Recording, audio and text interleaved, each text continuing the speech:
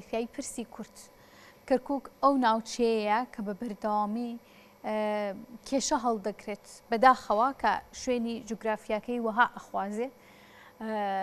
ئەم ناوچەی عێراق بە بەردەوامی چاوی لەسرە بە بەردەوامی چقی کێشەکانە لە ناو عێراقدا و لە ئێستاشدا لە پاژەوەی کە بڕیاردرا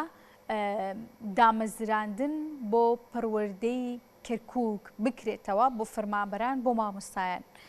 بەڵام ئێستا جۆرێک وەکو باز دەکرێت جۆرێک لە کێشە بۆ دامەزراندن لە پشکی کورد بۆ فەرمانبەران و مامۆستایانی کورد دروست بووە. ئێمە بۆ زانیاری زیاتر لەسەر ئەم بابەتە ئەم دەنگوێت تا چەند ڕاستە کێشە و ئاستەنگەکان چین و ڕێژەی ئەو دامەزراندنە لە سەدا چەنی پشکی کووردە. لەسەر ئەم بابەتە لەگەڵ بەڕێز مامۆستا پەروین فاتیح کە بەڕێزیان بەڕێوەبەری یەکەی سەرپەرشتیاری پەروەردەیی لە کەرکووک ڕاستەخۆر لە کەرکووکی شەمۆیانمان دەبێت گفتوگوی زیاتر دەکەین. مامۆستا پەروین زۆر سپاس بۆ ئامادەبوونت. دوجار ئەو بڕیارە درا کە هەوڵێکی زۆر درا هەم ئێوە خۆتان ئاگدارین و هەم یەکێتی نیشتیمانی کوردستانیش لە هەوڵدا بوو بۆ ئەوەی دامەزراندن لە کەرکووک بکرێت لە کەرتی پەروەردەیە. بەڵامی سەباز لە جۆرێک لە ئاستەنگی دەکرێت ئەو ئاستەنگانە چین کە بۆم دامەزراندنان بۆ کورد دروست بۆ لە کەرکووکە. سپاس بۆ ئەم دەرفەتە بە دڵنیاییەوە ئێمە بۆ خۆتیش ئاماژەت پێ کرد هەر لە چەمکی ململانە سیاسیەکان بووینە لە کەرکووک و هەمیشە بۆ کەیسی کورد لە کەرکووک بۆ هەموو بوارەکان ڕوبەڕووی کێشە بووینەتەوە. ئەمڕۆ کە بابەتی دامەزراندنەکە هەیە لە شاری کەرکووک ئەمانە خۆیان لە ئەسڵا هین بوون مامۆستای گرێبەز بوون. لە ئێستایە بە فەرمانێکی مەجلیسی وزەرای بەغا بوون بە مامۆستای میلاک واتە بوون بە مامۆستای هەمیشەی. بەڵام ئەو پشکەی کە بۆ کورد و کورد بەدەستی هێناوە لەم کەیسەیە لە تموحی نەکوردانەیەکێتی نیشتیمانی کوردستانە. لەبەرەوەی ئێمە زۆرترین هەوڵماندا کە بتوانین پشکێکی باش بەدەستبێنین بۆ کورد لە کەرکووک. بەڵام دیارە شتەکان خۆی بۆ خۆی لەیەوە سەر هەڵەدا. سەرەتا ئێمە پارێزگا لە نەتەوەی عەرەبە و بەڕێوەبەری پەروەردەی گشتی کە لەسەر بەغایە لە نەتەوەی عەرەبە. ئەمانە هەمووی هۆکارن کە ئەوان ئەتوانن ژێر بە ژێر و بە سیاسەتێکی دژ بە کورد هەوڵی ئەوە بدەن زۆرترین بڵێ دامەزراندر بۆ خۆیان بێت. بۆیە یعنی پلان بۆ داڕێژراوە مامۆستا پەروین بەدڵنیاییەوە. یعنی تۆ ئەگەر بێت و بێ سەیری ئەم کەیسە بکەی لە 17,500 گرێبەست تەنها نزیکەی 4,000 ژمارەی کورد. یعنی ئەمە ڕێژەی لە سەدا چەند دەکات؟ ینی 122 ئەکا ینی تقریبان هەر ئەوەنداکە. ینی ئەمە 155 بۆ نەتەوەی عەرەب بۆ باقیەکەشی بۆ تورکمان و نەتەوەکانی کلد و ئاشور و براستریانیەکان بووە. یعنی ئەمە خۆی بۆ خۆی دیارە. یعنی قەت لە هیچ سەردەمێکە عەرەب لە کورد زیاتر نەبووە لە ڕووی ژمارەوە. بەڵام ئێستاکە ئەبینین بەهۆی ئەوەی کە ئەوان هەندێک منتیقەیان هەیە کە پیانەوترێ بعربي مناطق المتضررة ئەوانەی کە زەرەرمەند بوونە لە شەڕی داعش وەکو بەڵێ زیان لێکەوتوو کە لە شەڕی داعشە زیانیان لێکەوتووە. ئەمانە کەوتونەتە عمقی جوغرافیان سەر بە حەویجە و زاب و ڕەشاد و ئەم مانتیقانەیە. ئەمان زۆرترین پشکیان بەدەستهێناوە بە ناوی ئەوەی کە مانتیقەکەیان زیانیان لێکەوتوێتەوە کە قوتابخانەکانیان وەکو پێویست میلاکی نییە، میلاکەکانیان گەڕاوەتەوە شاری کەرکووک. ئەمە وای کردووە کە ئەوان پشکی شێریان وەرگرت لە دامەزراندنەکان وە بە حکمی منتقەی جغرافی دوو هیلمان هەیە، ناحیەمان هەیە، ناحیەی قەرەهەنجیر و ناحیەی شوان کە ئەمانە سڕف دانیشتۆکانیان نەتەوەی تریتیانە بێت تەنها کوردی تیابێ. ئەمیش ئەگەر ڕێژەی ئەدەنێ ڕێژەیەکی زۆر کەمی ئەدەنێ بە پێی ژمارەی دانیشتوان تەعامل ئەکرێ لەگەڵ کەیسی دامەزراندن. لە کوێ قسەکانی جەناب بە وا تێگەیشتم کە کاریگەری ئەو بە عەرەبکردنەوەی کە چەند ساڵێکە لە کەرکووکە هەیە دەرکەوتووە لە ناو کەرکووک لەسەر کورد واتە بۆتە هۆیەوەی کە کورد کەم بێتەوە بۆی ئەم پشکەشی بۆ دەستنیشان کراوە یا هۆکارێکی لە پشتە بە دڵنیایی نه بە دڵنیاییەوە یعنی بە عەرەبکردنی کە تو خۆی بۆ خۆی بزانێ ینی معادلەکە چۆنیە لە کاتی شەڕی داعش هەموو عەرەبەکان کە لەو منتیقانە ژیان مامۆستاکانیشیان کە خەڵکی ئەو منتیقەیە بوون هەموویان گواستنەوەیان بۆ کرا هێنایانە شاری کەرکووک لە کەرکووک نیشتە جێبوون لە بری ئەوان کۆمەڵی خەڵکی تریان دامەزران یعنی لەم حاڵەتە دووجا بۆ خۆیان سوودمەند بوونە هەم لە ڕووی سیاسیەوە جارێکی کە کۆمەڵی عەرەبیان هێنا لە زاب و حەویجە و ڕەشاد و ئەو مانتیقانە و هێنایان لە کەرکووک نیشتەجییان کردن بە ناوی ئەوەی ئەمانە مامۆستان و مەترسی داعشیان لەسرە و هەم لەو ڕۆژەوە ئێستا جارێکی کە لە بری ئەوان ژمارەیەکی زۆر لە گرێبەستەکان یان کرد بە هەمیشەی بۆ ئەو منتیقانە خۆی ئەگەر بیت و دیراسەیەکی وردی بکەی بەڵێ هەموو قوتابخانەیە هەر نەتەوەیەک تیا بژێت هەر نەتەوەیەک لەوێ بێ مافی ئەوەی هەیە خوێندکارەکانی مامۆستای هەبێت و مەحروم نەبن لە دابینکردنی مامۆستا بەڵام لە ڕووە سیاسیەکەوە دیراسی بکەین خوێندنەوەی وردی بۆ بکەین ئەمە هەم بۆ خۆی دیسانەوە بە عەرەبکردنی کەرکووک و لە شوێنی خۆشی عەرەبی تر دابمەزرێت. باشە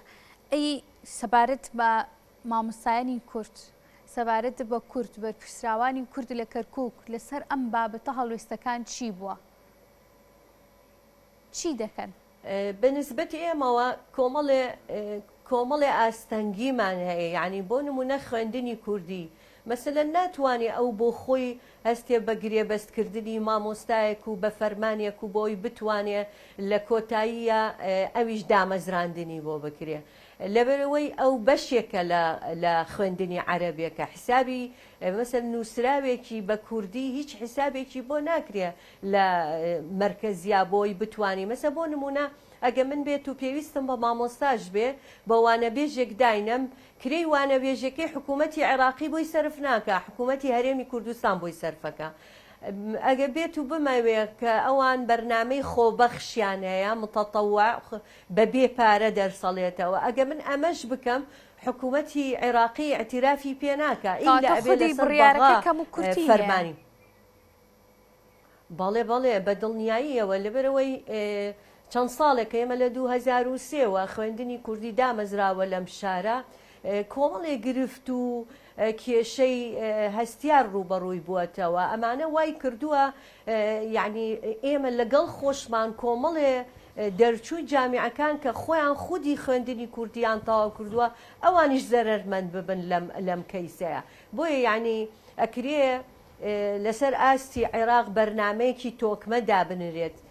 بۆ ڕاگررتنی ئەم بەڵانسەی کە هەیە کە نەحەقیەکی تەواوی هەیە لە ڕێژەی دامەزراندن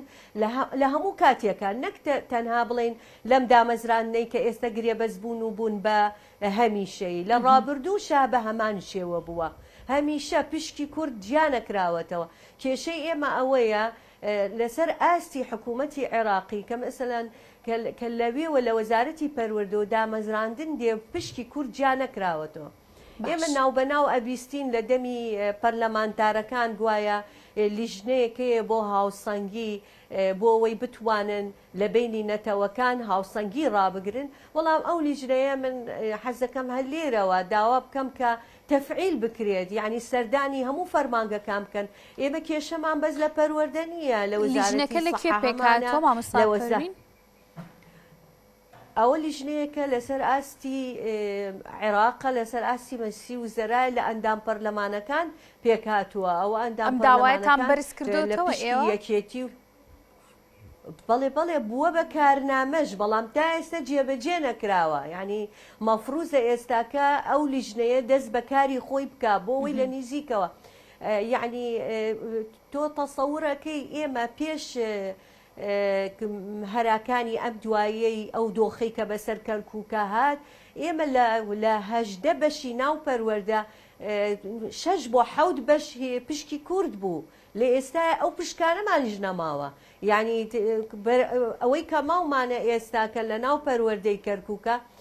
جێگیری بەڕێوبەری پەروەردە لە نەتەوەی کووردە لەگەڵ مەغزەنی کەلوپەلا بڵێن سەر بە پشکی کووردە، یعنی ئەمەش دیسانەوە نەحەقیە کە تۆ لە کۆی ئەو هەموو مۆزەفەی کە دا ئەمەزرێ ناو پەروەردەی کەرکووک تا ئێستاکە نەمان توانی وەڕ ڕۆبعێکیش بەدەست بێنین. ئەمە طبعاً دوای دۆخەکان وای لێ هاتووە، دوای ئەوەی کە پارێزگایەک لە نەتەوەی عەرەب لەم شارەیە بە کەیفی خۆی خەڵک ئێنێتە شارەکە و خەڵکدا ئەمەزرێنێ و زەوی دابەشە کرێت بەبێ ئەوەی هیچ حیسابێ بکرا بۆ پشکی کورد، ئەمانە هەمووی خۆی لە کێشەی کەرکووکە ئەبینێ و هەر یەکە لەم دۆخانە پشکێکی ئەبێت لە پاشەکشێکردنی کورد لە شاری کەرکووک. باشە مامۆستا پەروین، ئەمە چەند خولێکێکم لە بەردەستا ماوە، کاتێکی زۆر کەم لە بەردەستا ماوە سەبارەت بە خودی دامەزراندنەکە ئێستا ڕێکارەکانی چۆنە؟ فعلەن ڕێکارەکان جێبەجێ دەکرێت بۆ دامەزراندن بە دەر لەم کەم و کورتیانی کە جەنابێ باسی لێوەکەی بۆ کوردهاتۆتە پێش. وەڵاهی ئێمە قەت یەکێتی نیشتیمانی کوردستان قەت نوێنەرەکانی کورد لەگەڵ ئەوە نەبوونە کە دامەزراندن دێ ببێ هەڵی وەشێنەوە لە بە خاتری ئەوەی کە پشکی بۆ زیاد بکە، هەمیشە ویستوێتی بە یەک چاوسەیری نەتەوەکانی تریشی کردووە. بەڵام لەگەڵ ئەوەشە ئێمە لە ئێستاە پێویستە قەرەبوو بکرێتەوە، ئەوەی کە بزانین چەند هەزار دەرەجەیەک ماوە لە پەروەردەی کەرکووک داواکەین نوێنەرانی کورد لە بەغاوە بە تایبەتی یەکێتی نیشتیمانی کوردستان چۆن لە ڕابردوو سەرۆک باڤڵ توانیوێتی کۆمەڵێ کەیسی هەستیار یەکلاکرێتەوە، هەر بۆ نمونە لەم دوو ڕۆژەیە کەیسی نەوتی یەکلا کردەوە کە دڵخۆشیەکی تەواوی بۆ سەرجەم دانیشتوانی کوردستان و کەرکووکیش ئێمە خوێندنی کوردی موچەمان لەسەر هەرێمی کوردستانە کە توانی ئەو دڵخۆشیە بگەێنێتە هەموو تاکی کورد لە هەموو شار و شارۆچکەکان، هەوڵی ئەوە بدا کە لە کەرکووک لە وەزارەتی پەروەردە چاو پێخشانێکی تر بکرێ بۆ ئەوەی ئەو چەند دەرەجانەی کە ماوە لە تەربیەی کەرکووک بە قانجازی کورد بشکێتەوە بۆ ئەوەی قەرەبووی ئەو کەم و کوڕیانە بکرێت. بڵێ بەڕێز مامۆستا پەروین فاتح بەڕێوەبەری یەکەی سەرپەرشتیاری پەروەردەی لە کەرکووک زۆر سوپاس بۆ ئامادەبوون مامۆستا.